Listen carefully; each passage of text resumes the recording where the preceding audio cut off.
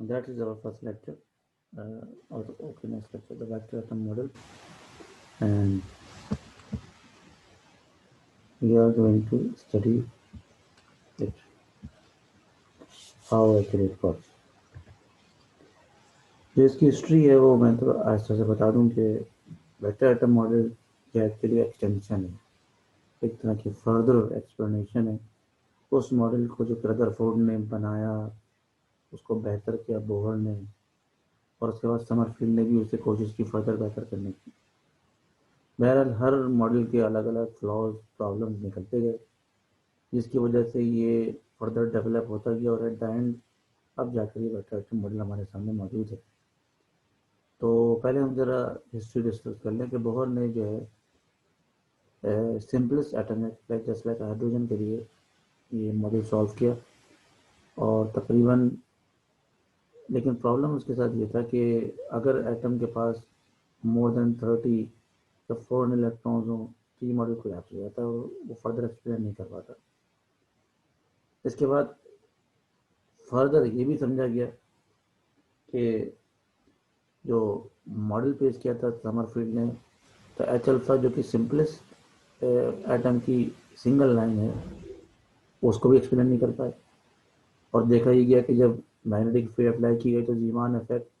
और Stark effect की वजह से जो इसमें स्प्लिटिंग हुई उसको ये मॉडल एक्सप्लेन नहीं कर पा रहे थे। इसके अलावा ये डिस्ट्रीब्यूशन इलेक्ट्रॉन की कैसे होगी, अरेंजमेंट इलेक्ट्रॉन की एटम के अंदर कैसे होगी, जिसकी वजह से ये सारी स्पेक्ट्रल लाइंस डेवलप हो रही हैं, स्प्लिट हो रही हैं, इसके बारे में किसी किस्म का कोई आइडिया ये पुराने मॉडल पेश नहीं कर पा रहे थे, जिसके लिए ज़रूरत पड़ी कि हम जो है नेक्स्ट मॉडल की तरफ जाएं।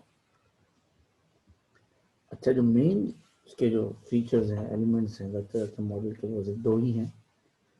पहली बात तो ये कि इसका कॉन्सेप्ट है स्पेशल क्वांटाइजेशन का, यानी क्वांटाइजेशन ऑफ डायरेक्शन का, और दूसरा हाइपोथेसिस है स्पिनिंग इलेक्ट्रॉन्स का। ये सिर्फ बेस है, इसकी जड़ है, उसकी उसकी पूरी की पूरी ताकत इन दो ही कॉन्सेप्ट में मौजूद है। तो हम ऐसे ऐसे इन दोनों कॉन्सेप्ट को समझने की कोशिश करेंगे। सबसे पहले what do you mean by special quantization. ये बिल्कुल ही नया आइडिया था और फर्स्ट उसको प्रपोज किया था समरफील्ड ने, जैसे अपना बता रहा है, और एक्चुअली ये एक तरह की स्ट्रगल थी कि किसी भी तरह से एक्सप्लेन किया जा सके कि स्पेक्ट्रल लाइन जो कि मैग्नेटिक फील्ड के ज़ेरे असर स्प्लिट हो जाती हैं, फर्दर लाइंस में डिवाइड हो जाती हैं थोड़े थोड़े सेपरेशन के साथ, उसको कैसे एक्सप्लेन, उसको कैसे बताया जाए, उसकी कोशिश थी। इससे पहले बोहर और समरफील्ड ने इस बात पर तो बहुत बहुत एग्रीड थे कि जो ऑर्बिट्स होंगे वो क्वांटाइज होंगे in terms of their magnitude, I mean magnitude, ठीक है, यानी उनका साइज क्या होगा और उनकी शेप क्या होगी। In the light of the quantum theory, quantum theory के मुताबिक जो एंगुलर मोमेंटम जो ऑर्बिट में मूव करते हुए इलेक्ट्रॉन का बनता है उसकी डायरेक्शन को भी क्वांटाइज होना चाहिए। हर डायरेक्शन रखने वाले ऑर्बिटल एंगुलर मोमेंटम अलाउड नहीं है अकॉर्डिंग टू क्वांटम थ्योरी। और इस तरह की डिस्क्रिप्शन ने ऑर्बिट को भी एक तरह से वेक्टर क्वांटिटी बना दिया, और ये इसकी खास बात थी, ये इसकी ताकत थी। सबसे पहले इस बात को समझने के लिए हम सपोज कर लेते हैं कि हमें ऑब्वियसली अगर हमें मालूम करना है कि एक मैग्नेट की मैग्नेटिक फील्ड कितनी है, तो हमें उसूली तौर पर उस मैग्नेट से बात करनी पड़ेगी, और उस मैग्नेट से बात करने के लिए ज़रूरी है कि हम ड्रॉप करें बाय यूजिंग अनदर मैग्नेट। तो इसी तरह से इलेक्ट्रॉन अगर किसी ऑर्बिट में रिवॉल्व कर रहा है और उसकी वजह से एक एंगुलर मोमेंटम बना, जिसकी वजह से एक मैग्नेटिक फील्ड डेवलप हो रही है, तो उस मैग्नेटिक फील्ड को समझने के लिए, मालूम करने के लिए, इसके बारे में जानने के लिए हमें एक एक्सटर्नल मैग्नेटिक फील्ड अप्लाई करनी पड़ेगी। अब इशू ये होता है कि एक्सटर्नल मैग्नेटिक फील्ड अगर अप्लाई की जाए तो इस बात के बहुत ज़्यादा चांसेस हैं कि जो ऑर्बिट है उसकी शेप डिफॉर्म हो जाए, और जो उसकी एक्चुअल प्योर एलिप्टिकल फॉर्म थी, उसका जो साइज था वो मालूम ना हो, बल्कि डिफॉर्म साइज और डिफॉर्म शेप मालूम। इसके लिए बहरहाल तमाम साइंटिस्ट के बाद हम जैसे फेज के बाद एक ही तरीका होता है, वो ये कि हम लिमिटिंग केस के तौर पर से डील करें, और हम ये सपोज करते हैं कि एक्सटर्नल मैग्नेटिक फील्ड की वैल्यू बहुत कम है, ऑलमोस्ट टेंस टू जीरो है, और उसके नतीजे में जो फील्ड डेवलप होती है,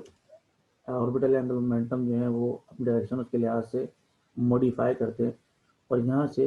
क्वांटाइजेशन पता चलती है।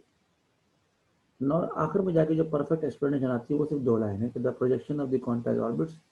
On the direction of the field must be quantized. ये एक एक्सप्लेनेशन है, सिंपल 2 लाइनों में तथ्य है पूरी की पूरी स्पेशल क्वांटाइजेशन का। नेक्स्ट मैंने एक तरह से डायग्राम्स के थ्रू बताने की कोशिश की। अभी मैंने इसकी वैल्यूज आपको एक्सप्लेन नहीं की है, कॉमन नंबर्स हैं, कुछ लोग पहले से जानते होंगे, कुछ लोगों के लिए बिल्कुल नई बात होगी तो समझना पड़ेगा। तो ये इमेजेस हैं, ये देखें, ये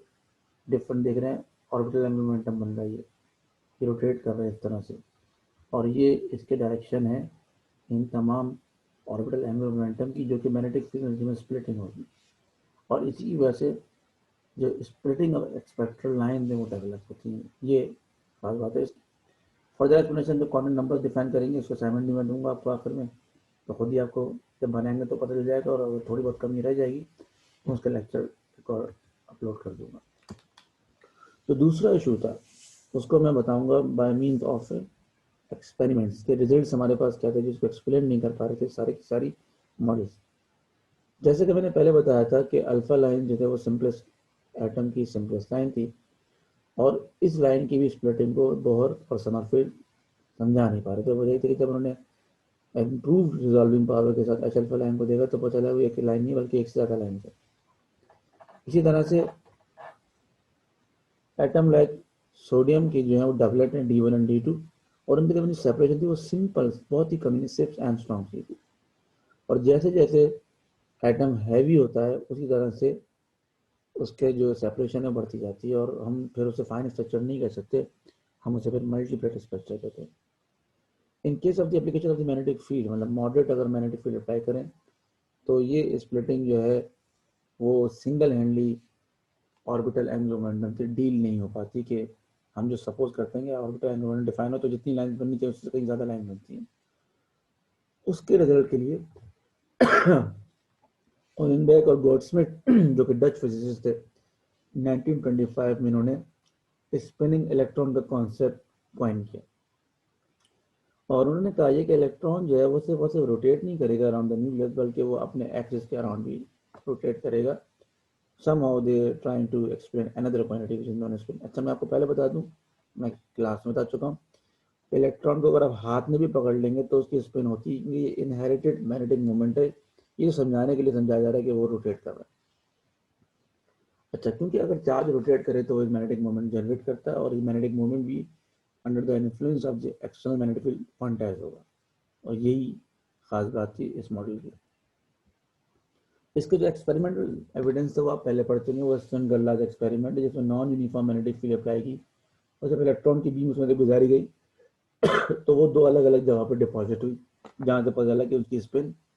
की जो है 2 वैल्यूज होंगी, प्लस और माइनस। अभी हम बाद में डिस्कस करेंगे बहुत डिटेल में। जो असाइनमेंट है आपका वो नंबर 2 जिसे हम कह रहे हैं, तो नंबर 2, उसमें आपको ये क्वांटम नंबर एक्सप्लेन करने हैं। इसमें नंबर ऑफ स्टेट्स कितनी होनी चाहिए और क्वांटम नंबर की वैल्यूज क्या होंगी, तो इसमें